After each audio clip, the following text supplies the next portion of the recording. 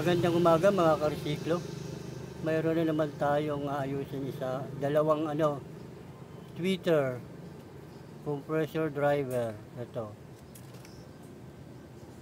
PA, ang power niya ay 60 watts, 8 ohms. Tapos itong isa Kelvin ay Kevlar, 300 watts, 8 ohms. Ang nito, issue nito, sunog yung mga voice coil. Kaya ito, umorder na kami, may dala na yung may-ari ng voice coil, kasasalpak na lang to. Itong compressor drive na to na 60 watts, gagawin na rin namin to 300 watts.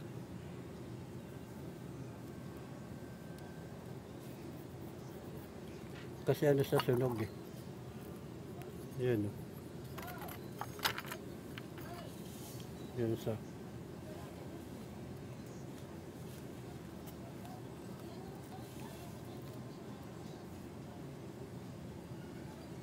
kasi kasa naman yung 6 yung ito 300 watts to,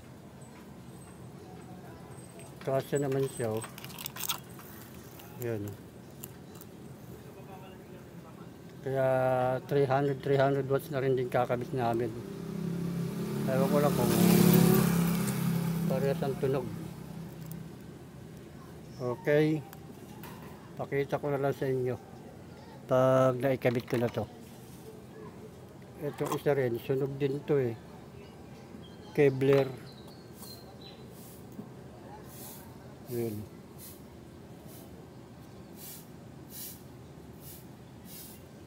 Kaya dalawang kaayusin natin ngayon.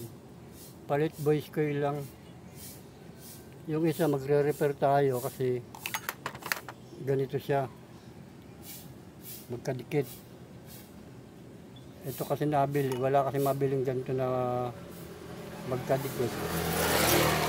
Gantong itong ito yung hindi siya mag-aano sa case. Kaya gagawin ito, tatanggalin yung voice coil nito, ililipat dito para mag-match. Okay, ganun ang gagawin dito. Okay, pakita ko na lang sa inyo pag na tanggal ko na itong mga to.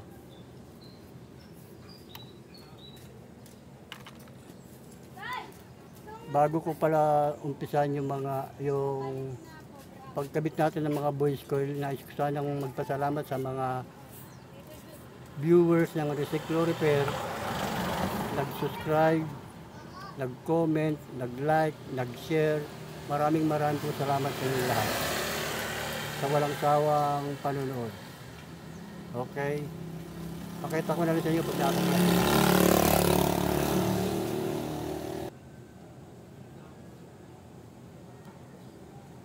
Ito mga karesiklo, may problema pala tayo.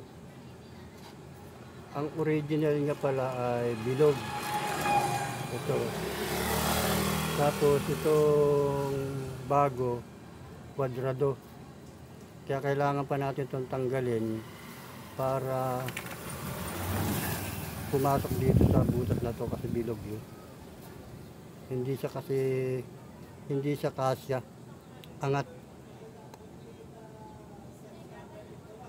Okay, tanggalin ko muna to para mag-match na siya. Pati yung isa na yun, re-retokehin kasi hindi pare-parehas.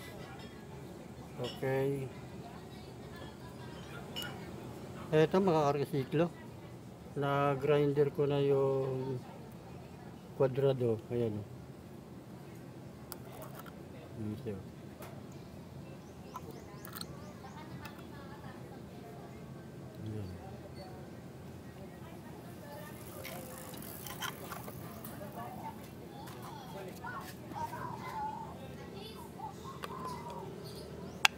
Yun, kumasa na siya. Lapat na siya. Okay. Tutornilyo ko lang siya. Eto, okay na mga karsiklo. May tornilyo ko na yan. Oh. Isakto yung ano niya. Dapat. Okay, yung isa naman.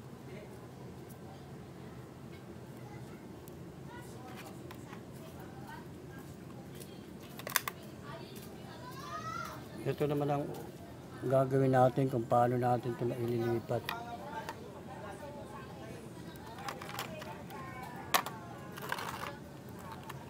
Ito kasi yung bago. Okay, pakita ko na lang sa inyo.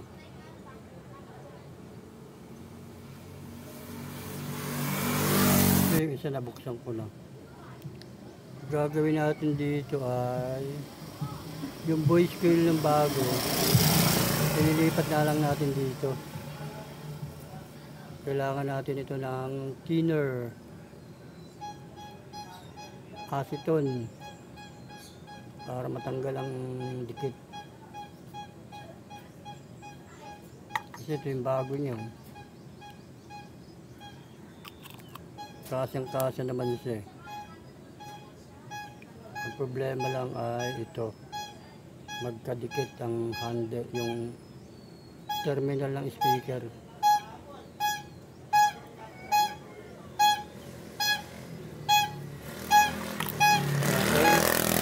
Pakita ko na rin pag natanggal ko na.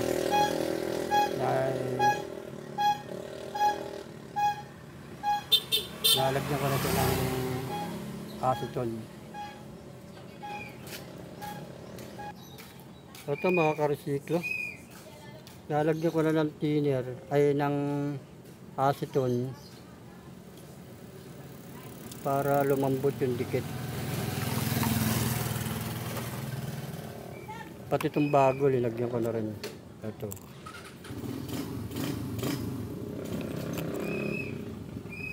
Kailangan maingat tayo, baka maputol yung bago. Masira.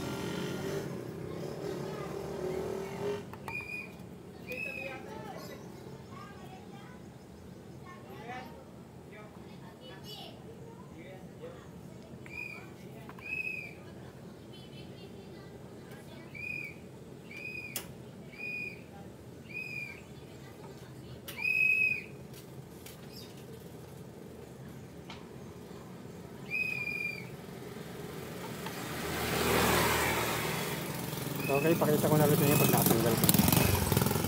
Eto mga karsiklo, natanggal ko na yung voice coil ng original ito. Ito siya, ito yung original. Tapos natanggal ko na rin yung voice coil ng bago, ito. Ito yung sa bago. Ito siya. Naililipat ko na lang siya rito. Okay, pakita ko na lang sa inyo pag lalagyan ko pa ito ng rugby. Pakita ko na lang sa inyo pag nakabit ko na, nailipat ko na siya.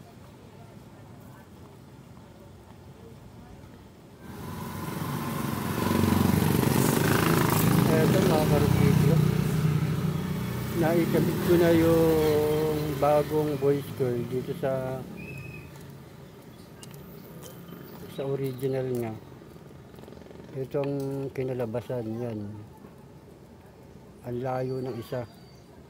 Ngayon maglalagay lang tayo dyan ng wire papunta rito,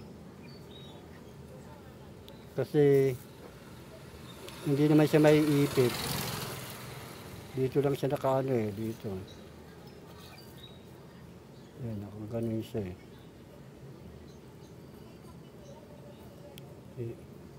Yan, nakaganyan siya, kaya hindi siya may ipit dito. Okay.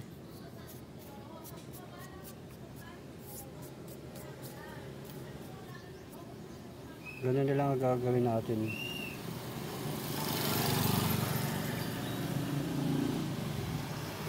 Wire na lang siya. Hihinangin ko muna to. Itong negative na to. Tapos saka tayo maglalagay rito ng wire Pagagapangin na lang natin dito.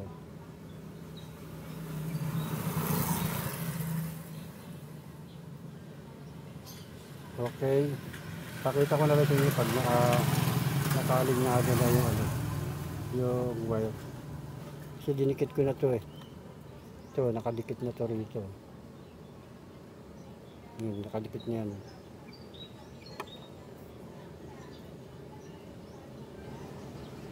Ito mga karesiklo. Naikabit ko na yung bagong coil dito sa lawang niyang cage. Ganyan na lang ang nangyari. Yan. Lalagyan ko na lang ng tape yung na yan para hindi sumayad dito sa bakal. Okay.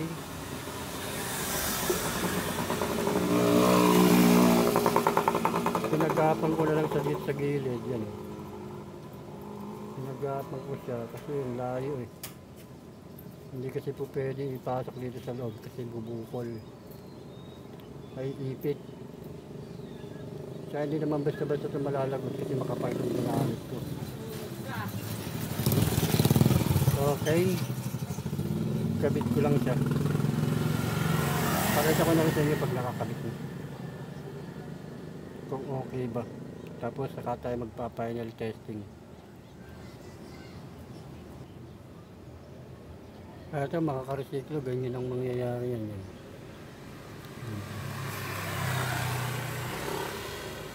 Nilagyan ko na lang siya ng tape para hindi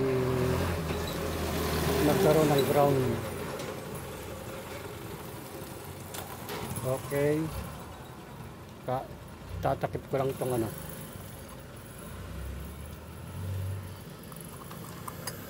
Ayan.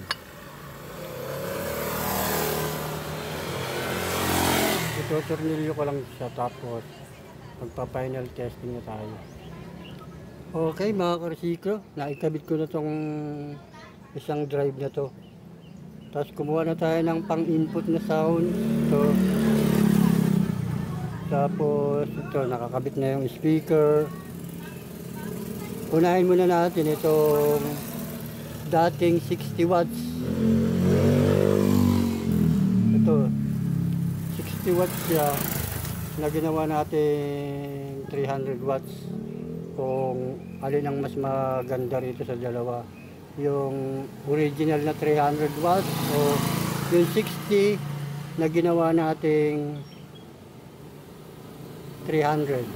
Okay, yan, may sounds na tayo, magbo-volume na lang tayo.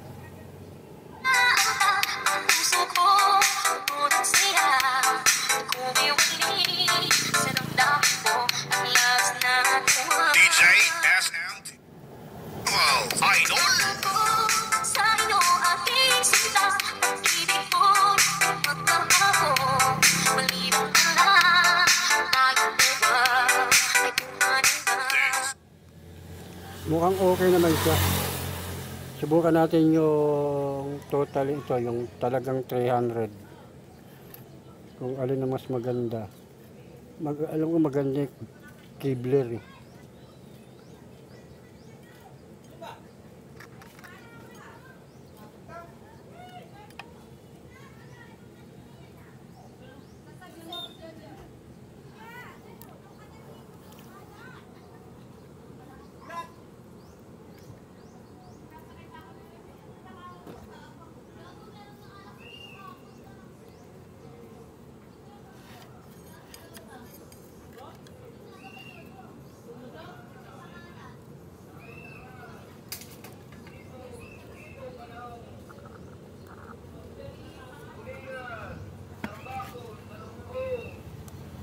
Yan, nakakabit na ito. Ito yung talagang 300 watts siya. Tapos 300 watts din ang linagay natin. So, volume na natin. Makitigtog sa bagong mixes ni DJ SMTV Idol.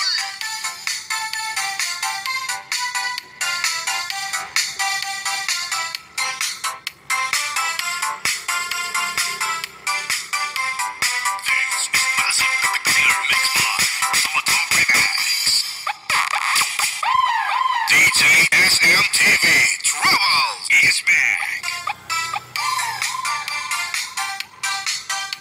konti lang naman ang pinaiba niya. Konti lang ang kinaiba niya. Wala pa tong capacitor na pang protect dito sa talagang nakatap lang tayo. Ayan, wala tayong accessory na nakalagay. Wala tayong mga filter. Tsaka gamit lang natin yung maliit lang na amplifier.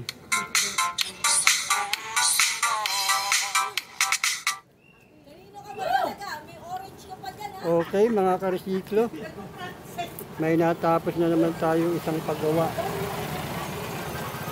ng isang mabuting customer. Ang issue nitong mga unit driver na to ay puro sunog yung voice coil. Kaya pinalitan natin ng dalawang 300 watts. Kasi halos magkaparas naman siya ng sukat ng voice coil. Yung 60 watts niya at saka yung nabiling 300 watts, halos magkasukat naman. Kaya ginawa na rin tong 300 watts, itong 60. Ito yung original na Gibbler na 300 watts. Hindi ako nakilala nung Okay. Last na to na testing. DJ SMTV. Travel Idol. Okay, hanggang dito na lang mga karesiklo. Maraming salamat sa inyo lahat.